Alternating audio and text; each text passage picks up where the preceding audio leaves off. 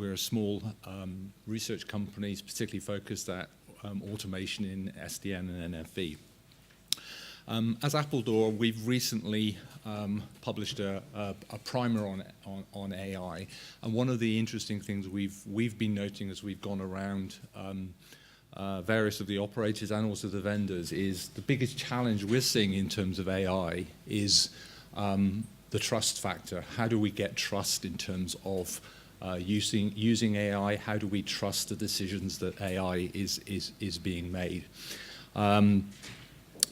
There is a lot of FUD, fear, uncertainty, and doubt being thrown about AI in terms of it taking over the world, cyborgs, etc.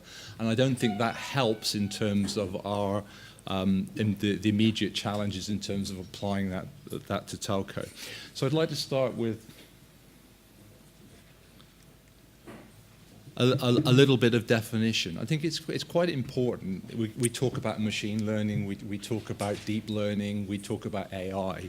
It's a little bit about what does it really mean? At the end of the day, all we're really talking about is how do we find patterns in the environment, how do we interpret those patterns, and how do we make decisions or make decisions as to what we want to happen in the future based on that kind of information. It's analogous to what we do as human beings in terms of intelligence, but at the end of the day, it's something we're very used to doing within a telco. We're used to looking for patterns, etc., but it's what those patterns will be in the future.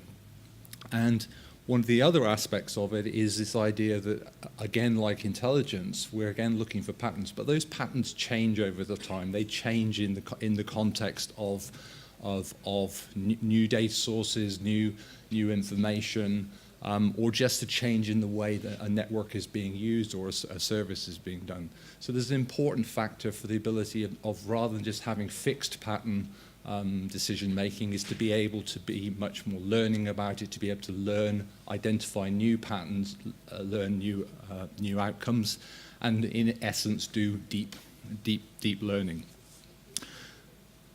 AI and machine learning is being used actively today in a large number of things. It's the thing that is enabling your photo application to be able to detect faces. It's being used in a lot of consumer goods these days to identify voice patterns, etc. So it's something that is already enabling a large number of new applications in the area.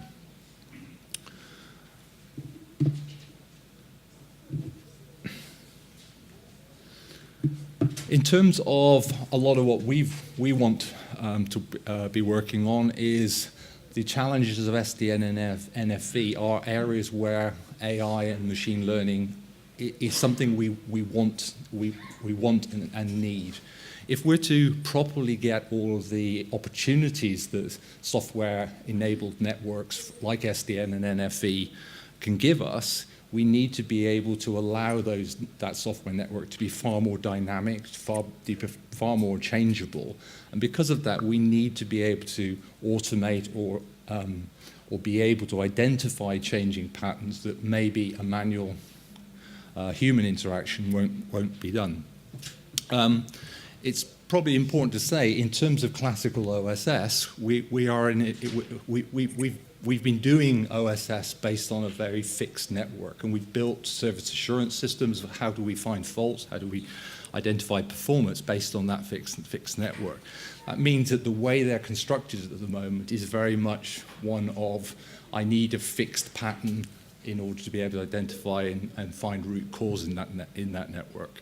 And machine learning, if we look at that, is that machine learning can potentially allow us to get away from that and therefore truly enable dynamic networks. So, sort of moving really on to what is the problem.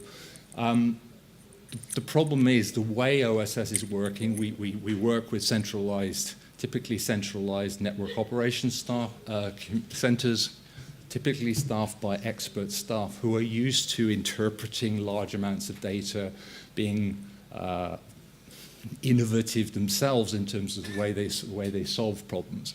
But it is based on a process which is very much sort of, I need to stop, I need to analyze what is happening in the network, I need to make decisions, and then I'm going to flow that through that into the network.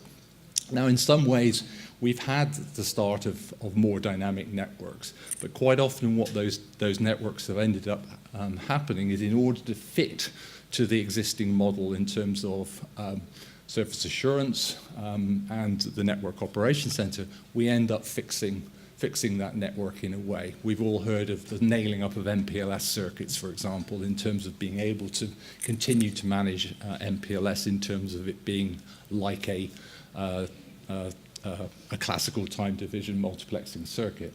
So looking forward, I would say from our point of view, we see is how do you enable that trust in automation is going to be the key challenge. If we want our innovative, dynamic, software-enabled networks, we're going to need to find a way of enabling automation in closed-loop automation and in service assurance.